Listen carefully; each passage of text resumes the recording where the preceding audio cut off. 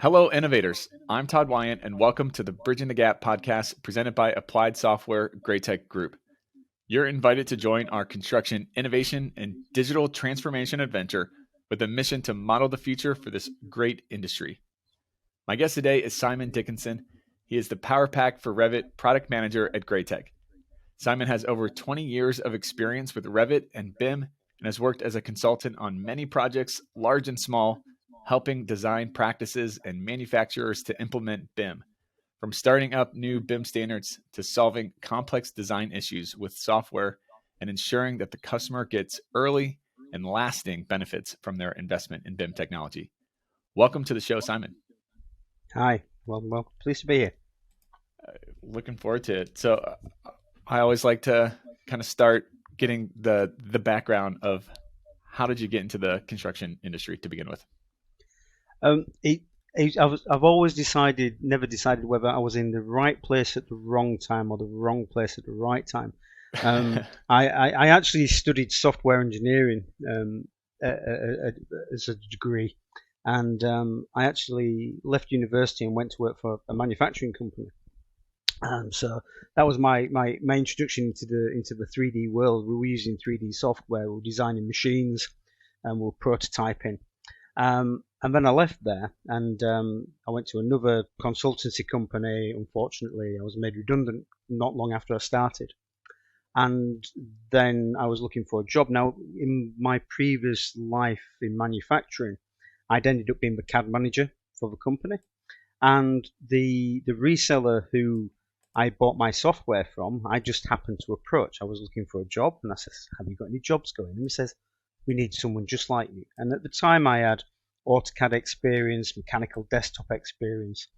And I basically went to work for this Autodesk reseller. Not long after I started there, Autodesk purchased Revit.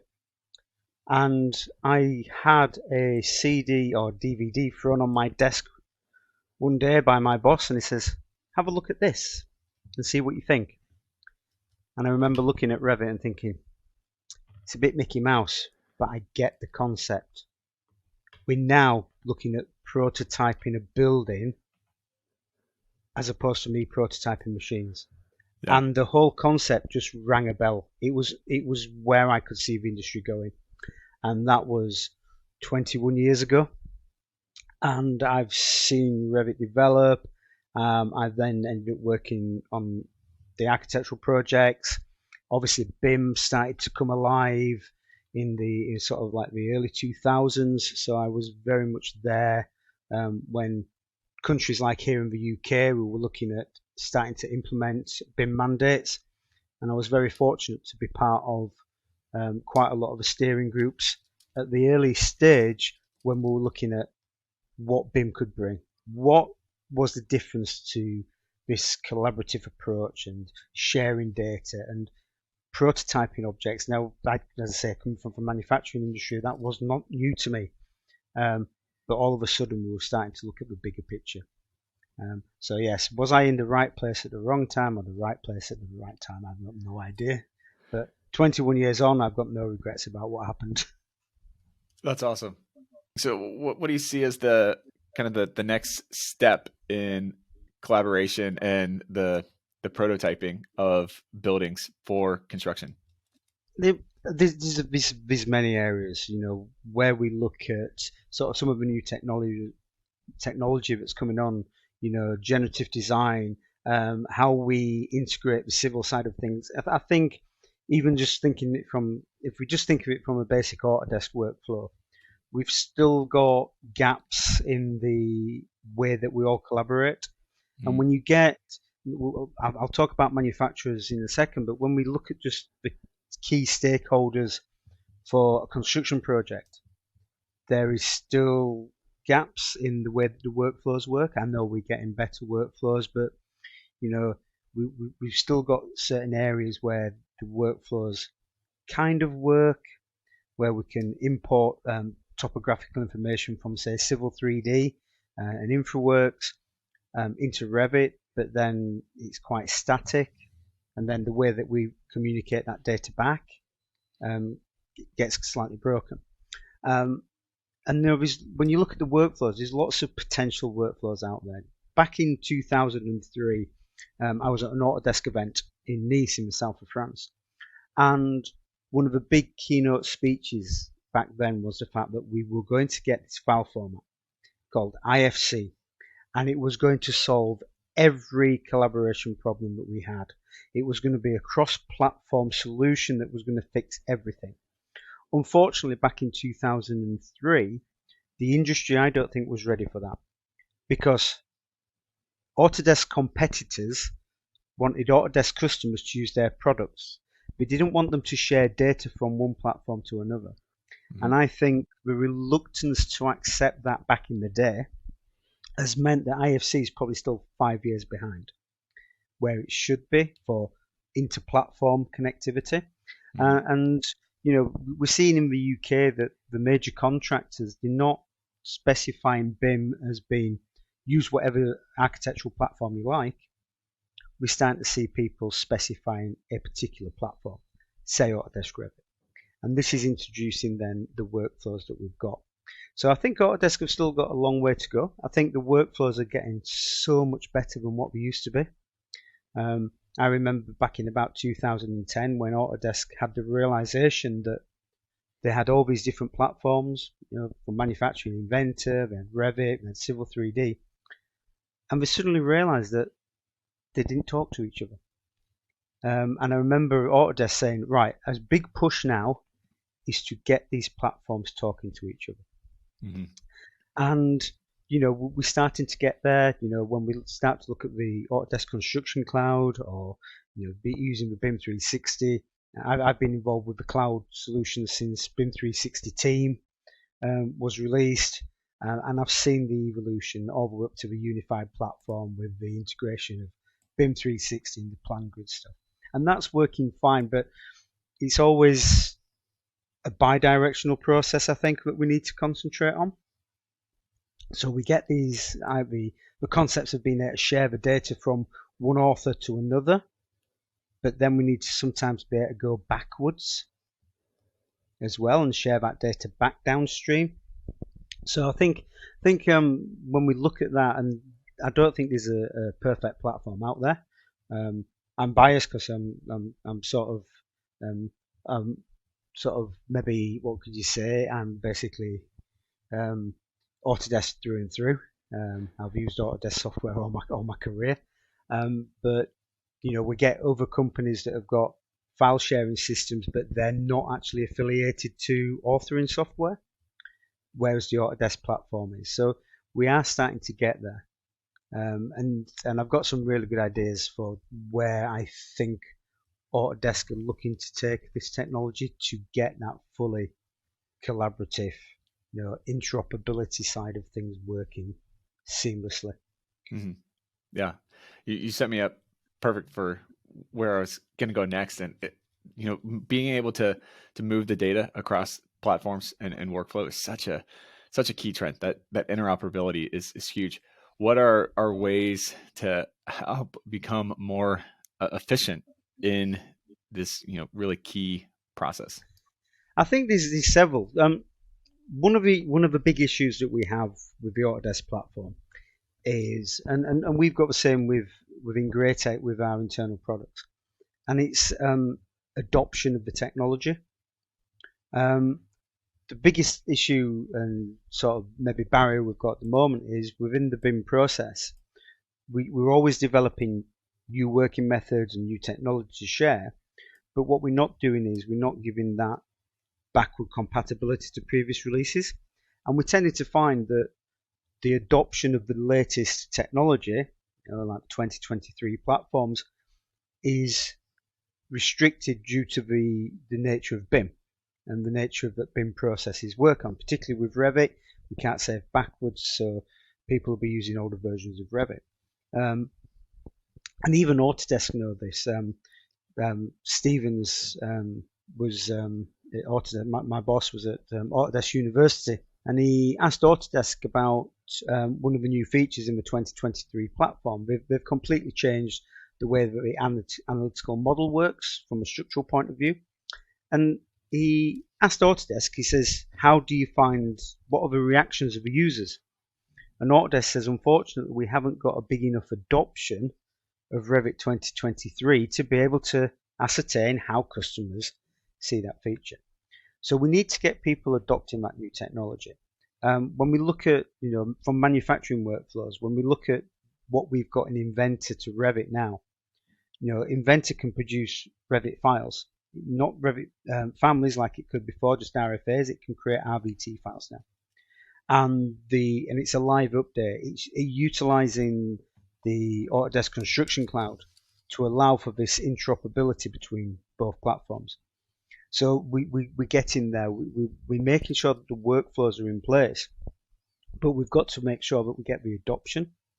We can have the best tools in the world, but if people aren't yet using them, what we're technically doing, and it's a bit same with the Graitec PowerPack that I look after, we're developing customer workflows and customer tools that customers are asking for, but we're not going to get the adoption of these workflows for 2 to 3 years. And that's the quite scary thing.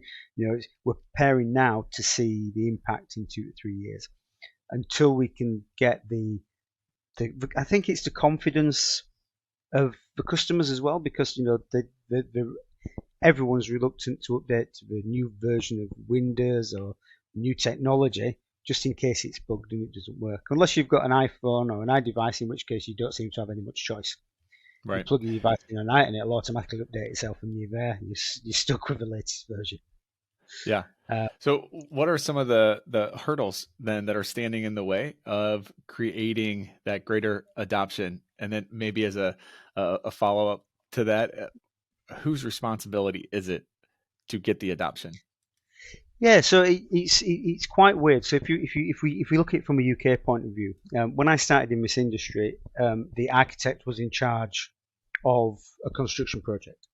So if I wanted a new school or a new hospital, I would approach an architect. I'll say, design me a school, and then they would manage it all, and they would get the contractor involved. In the past sort of 15, 20 years, that's completely changed, and the main contractors are involved now, and it's the contractor that controls the whole project. You go to contractor, they will source the architect, structural engineer, mechanical engineer, civil engineer, etc.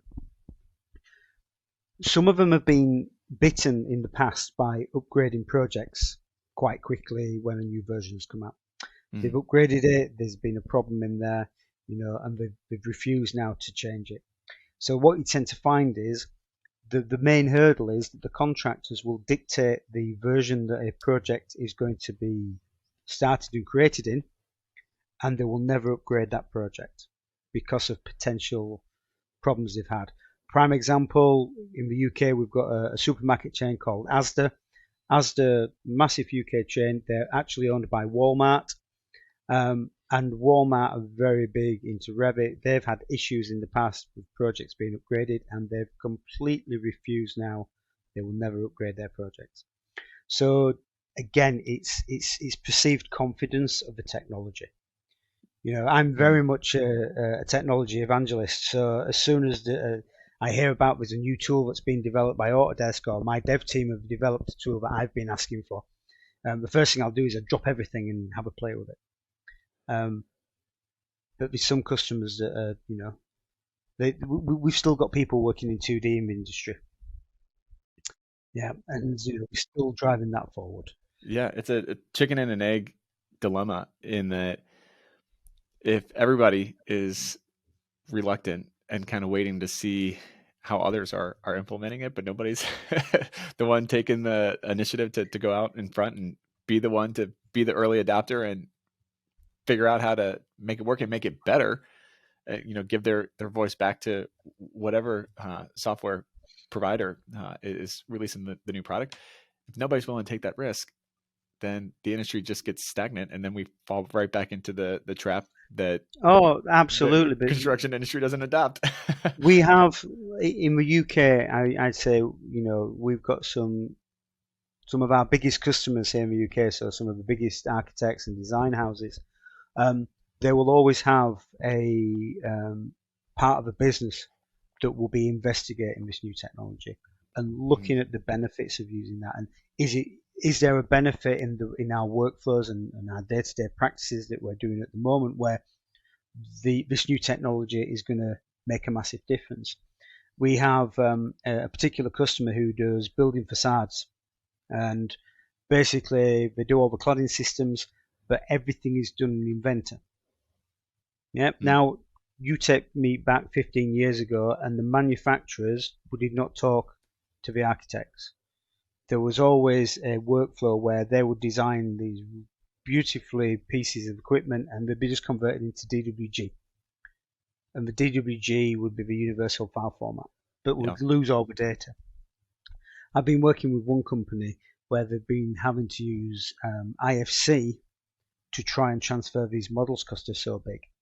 And anyone that knows IFC will know that if you convert a complicated Revit model to IFC, the resulting IFC can be 3, 4, 5 times the size of the Revit file. So the fact that we've shown them, we've been doing some live events in the UK showing the new interoperability between Inventor and Revit and how smooth it is, and the file sizes are coming down. We can get the information across, because the thing is with BIM, it's not just about pulling a 3D piece of geometry anymore. That's yesterday. Being able to just build a 3D model, it's about the information that we carry across in that model. And that's the big things about these new workflows. We're not taking a dumb DWG across, we're taking intelligent model data that can have manufactured information. And when you start looking at the requirements both in the US and in the UK for COBie information, then we're saving work. And this is the big thing about the workflows. I always used to say that one person would draw it, they'd pass it to somebody else, that person would draw the same information again, but slightly different, and then they would pass it to someone else and it'd be reworked again almost from scratch. Yeah. And it's the reuse of that data. And so it's not necessarily within the workflows of how we share model information, but how do we share that metadata, the information that's critical for the BIM lifecycle. And the other thing to consider as well is, from an adoption point of view, the one thing with BIM is this is a building lifecycle process. And even today, that life cycle finishes the moment we hand the building over to the facilities management. They are still probably the most reluctant people to adopt that data. When you look at all the BIM mandates, and facilities management was the one reason that we mandated BIM in the first place. So, when you look at COBie's, yes, it's a little bit about obviously the construction, it's the first word in the acronym, but it's operations, it's about producing all the information you need from an operations point of view. So again, if you can get the missing stakeholders involved within that workflow, then we can fill in the gaps, and we can also then appreciate where the gaps are in the workflow. Like what we've got within the PowerPack for Revit with the link to Excel, where we can actually start to look at extracting that data for the stakeholders that are not using the design software, but need to see and maybe manipulate the data within that workflow. So this is where I think the industry needs to think about the whole of a life cycle, and not just we're building a building, we've built it, job done. Yeah, absolutely. So how do you get people not afraid to kind of jump that hurdle and embrace the new technology, upgrade their projects? It's showing them, it's basically looking at their workflows and showing them how they can fix the broken links. We get it all the time. We've got a prime example the other day was a customer is spending several £1,000s on a competitive product to make 2 Graitec products talk to each other. Yeah, so we've got 2 products, and they actually use a third-party product to tie them both in. Now, we've actually introduced the technology to do what they need to do with this third-party product. And it's going to save them several £1,000s a year. So what you're doing is you're giving them a financial reason to upgrade, but what you also need to do is show them the workflows. Now, even if, in the practices I've worked with that have been very forward-thinking, even they're reluctant to upgrade for the first 6 months. But wait till Service Pack 1 comes out, and then they're happy. Yeah. But you've got to give them a reason. You've got to show them that, look, this is a workflow. This is a piece of technology that's going to enhance how you currently do things. Yeah, and this is how much it's going to save. So give them an ROI of this is what you're going to save by using this new technology. And that's going to help drive that forward. We're still going to struggle with the contractors because you'd be showing the workflows to the architect, structural engineer, and mechanical engineer, but the contractor doesn't see the benefit of that improved information. So sometimes it's getting all of these contractors and all these subcontractors and stakeholders in a room and explain to them the benefits of what that is. And it's something that I've done for years. I've been a very big advocate of BIM and how we can improve the workflows and how we can improve data flows, even from the early days. But yeah, sometimes it is a case of getting everyone in the same room just so that they all understand the benefits from everyone's perspective. Yeah. Oh, I'm a huge believer in having the space for the conversation. I think it seems like such a simple thing, but it's so overlooked. In getting the right people in the room at the right time at the beginning is usually the right time. Yeah, and to sometimes just talk about where they're thinking and where they're coming from. Yeah, and sometimes these conversations don't have to be over technical. They can be Right, really they probably high shouldn't level. be over technical. No, they can be really high level and just really simple conversations about, look, we've got this piece of technology and this is what it does and this is how that information can flow downstream. I have to tell you how it works. I just need to tell you what its outcomes are. Yeah, absolutely. So kind of playing off of this and also circling back to one of the things that you said a few minutes ago on the rework that is in the industry. The kind of daily repetitive tasks are plenty in AEC, which opens up so much room for potential. So what can really realistically be done to reduce this and help increase productivity as a byproduct? Yeah, and I think we're starting to get there. So again, when we look at modern workflows, we're not working, when I started out doing this, the architect would do all the work they need to do. They've then passed that over to the structural engineer, and the structural engineer had a complete set of drawings at that point. So we are starting to get out of, as we say in the UK, getting out of our silos. We're starting to, the whole nature for people to talk is there, and the fact that we've now got things like the Autodesk Construction Cloud, where when we issue new information, that new information is so easily checked against the previous information. It's so easy for errors to be detected through clash detection, or just being able to look at a particular file and see what's been changed. The amount of drawings I would see when you were communicating change, and a drawing that said general revisions. What the heck is a general revision? It does not tell me that you've moved a door by half a foot. Right. That does not tell me that. Yeah, it's a general revision, but I don't know what it is. And the same from a structural engineer's point of view. So we're starting to see much better communication between the disciplines. What used to happen, particularly in the UK, you'd take out your indemnity insurance, and then there'd be a battle at the end of that project, and the project would basically be whose fault was it that it went wrong. Yeah, it was always a blame game at the end. So Sure. Who was going to claim the most out of their insurance because they had to have been stitched up by somebody else. The whole concept of BIM and everything and being able to digitally prototype is we're getting away from that.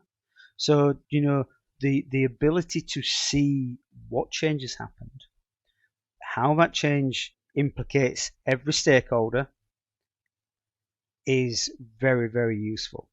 You know, being able to avoid problems. We had a big arena in Leeds in the UK, which is near where I live, and the big thing about it was that the contractor claimed that they saved £1.5 million through clash detection and collaboration. Yeah, 1.5 million. You know, it's a huge. massive number. You know, that admittedly, the thing is, it actually came in on budget. Did the arena, but it'd have run over budget if they hadn't have done that. And it was always one of the things every project ran over. If you look at projects that didn't use BIM, from a UK point of view, Wembley Stadium was 250% of budget. Cost more than twice. Yeah, absolutely huge. It was more than twice its original budget because errors were made and things weren't checked properly. One of the funniest stories was they calculated if the tower crane would fit through the tunnel. So there's a big tunnel that leads in and out of Wembley Stadium for when they have concerts. And it was measured up, and it says, yes, the crane will fit out. What we didn't take into account was the crane was going on top of a low loader. As soon as the main body of the crane was on the low loader, it was too high to fit out of the stadium. Right. So they had to then take the main cab and part of the crane to bits that shouldn't have had to. It wasn't part of a modular construction to get it out. And it's just little things like that which, you know, weren't tested. You know, if we'd have done construction simulation using Navisworks or something like that, then we would have got a clash. We would have seen that. So, you know, we are getting better, but it's integrating and making sure people understand, you know, the fact that when we look at ACC, a lot of customers, and this is our job as consultants, is to make sure that we advertise to our customers the difference between ACC docs, ACC build, and so on, so that we can then make them understand. And again, it's adoption of the technology, but I think it's also making sure we advertise it to our clients, but more importantly, talk about it. You know, as an organisation working as a consultant, we are the trusted advisors. Mm-hmm. Yeah, it's not always about us selling a box. You know, as you mentioned about me at the beginning, my job has always been about making sure that what's in the box is used and people get the benefit out of what's in the box. But we have to advertise that. We've got to educate, and I think education is probably the biggest part of how the whole industry can move forward. Yeah, it's all them hidden features that people are like, oh, I didn't know it did that. And hidden workflows where there might not be an obvious solution, but then you go, well, actually there is, because this does that. And if you use this tool in a slightly different way to what it's advertised, that's going to give you the information that you need. Yeah. But yeah, it's collaboration, sharing of the information, and it's the willingness to share. In the early days of BIM, I had an architect that refused to share the BIM model. Wouldn't share the Revit model because they didn't trust it. So they still basically produced 2D drawings, and that's all they'd issue. Which sort of defeats the purpose. Absolutely, yeah. Which is always interesting to see. Why are you doing that? Just give them the 3D model. Right. So where do you see the industry moving forward on the technology front over the next couple of years, you know, with interoperability coming in and being more critical as well?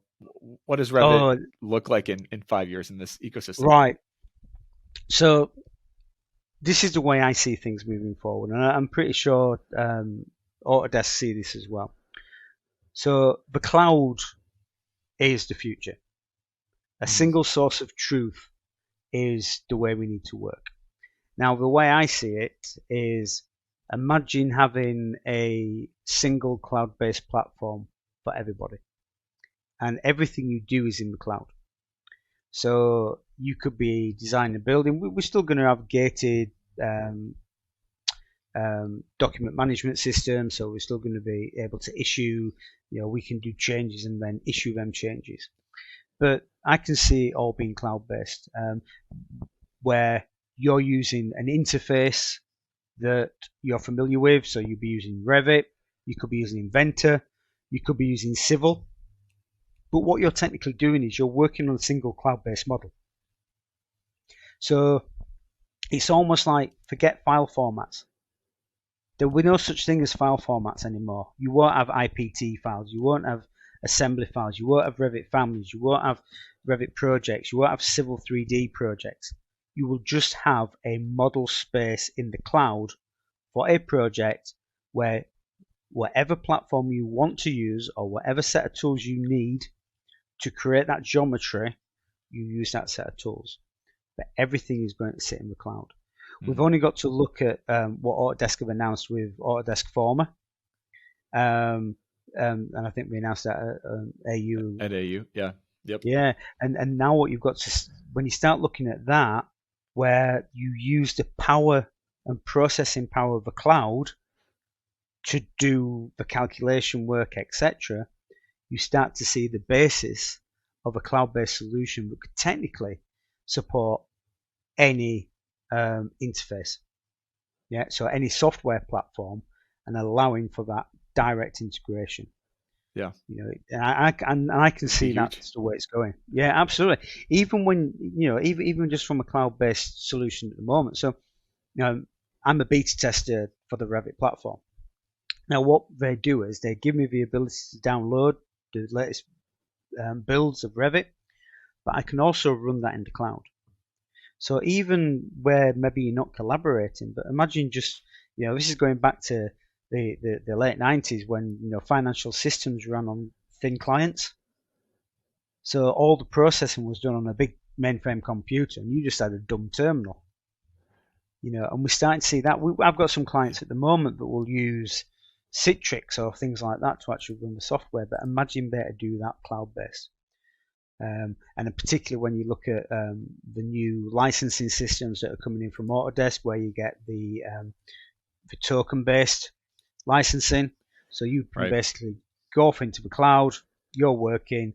One day you need to be doing some civil work, and it might work out cheaper than having a collection, but everything will be cloud-based. You better work from anywhere. Could even run from an. In fact, I can actually run Revit on my iPad by using the cloud services and the cloud version of Revit at the moment.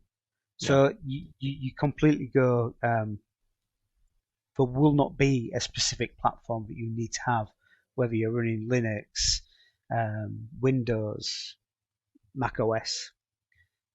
And I can see that being the way it's going. So it'll be complete cross-platform usage. And file formats will be the thing of the past. Yeah, the collaboration, interoperability, just to the next level. Yeah, absolutely. We've got it now, but there's always that, having to publish to the cloud. Then we go to the cloud when we're using Collaborate Pro, and then we've got to create our packages in Collaborate Pro to publish that data so that then someone else can consume it. We'll still have to do that because I think the concept of working on live models and everyone's chasing the tails because the architect moves a wall and the structural engineer goes, what do we do now? And I think we've still got to control that and issue it in a sensible way. But we know how that works, and introducing them mechanisms into the cloud, well, we don't need to because they're already there. But having that data available quicker and faster, the Revit models are getting bigger and bigger depending on the project, the level of complexity, because people are wanting to introduce. I always used to joke with my clients back in the sort of mid-noughties, and I say, look, when you're modeling in Revit, we don't model every nut, bolt, screw. So all the hinges on the doors, we don't need to worry about the screws. I says, you can put a bit of information in your family that says this door requires 3 hinges and there's 8 screws per hinge. So we've got 24 screws, so we can put that. I says, but we don't model that, it gets too complicated. But if we then start moving that into the cloud, we've now got the possibility, because we're using Inventor files, to not only increase the level of collaboration, but increase the level of complexity and information that we're actually feeding into these models as well. Sure. So what does innovation mean to you then? Innovation is about looking at mistakes, how we can improve them mistakes. We've only got to look at, that necessity is the mother of all invention. And that's why we need to look at mistakes. We need to look at where things go wrong and always start looking at how can we improve that. I think as a product manager, I can come up with toys and tools that I want to see in the PowerPack for Revit, but they're my ideas. So the big thing we've got to do is listen to customers. What problems have customers have got? What mistakes have customers made in the past? And then look at how we can develop solutions to fix them problems. We've only got to look at how that works when we look at, we've just come out of a pandemic, and the way that, the whole world developed vaccines. We were talking about 18 months to 2 years before the first vaccine was released. It was released in 8 months. Yeah. But when we look at, how the technology has to evolve, it has to evolve through mistakes. And, a child would never learn to walk if it didn't fall over first. Right. So that is what I believe innovation is. It's, you can't just come up with an idea which is the best idea in the world. You've got to have a problem to solve. So You've got to have mistakes that people have made. So you've got to find them problems. If you can find them problems, then you're going to find a solution. Yeah, more than agree with that. So how do people find out more of what PowerPack for Revit is, and how does it really address a lot of the topics and issues that we've been discussing? Yeah, so there's plenty of places. If you go to the Graitec website, so if you just actually Google Graitec PowerPack, it'll take you to the page. Depending on where you are in the world, it will automatically take you to the country-specific website about the PowerPack. So the PowerPack is a plugin for Revit. It's actually got three parts of it. Standard and professional, which is multidiscipline set of tools. Do everything from giving you a bi-directional link to Excel, which is probably one of the most used tools. We've got a duplicate sheets, which has actually been the top used tool for the past 18 months. Interestingly enough, Autodesk have actually introduced their own duplicate sheets in 2023, but obviously no one's using that yet, so that's fine. And we're all using the old one. The PowerPack's been out since 2016, so it doesn't matter what version of Revit you're using, we've got a version for that. So there's duplicate sheets. It's my favorite one, which is a numbering tool, which will auto, sometimes called the renaming tool. So it'll auto renumber any object or any category, even categories that Revit wouldn't automatically numerate. We can numerate them, but we can also use it to put sequencing into any instance parameter within that family. So it doesn't necessarily just have to be the mark or the number. And there's these 70 plus tools within the standard and professional. As I say, they're very multidiscipline. There's some that are a bit more discipline specific than others.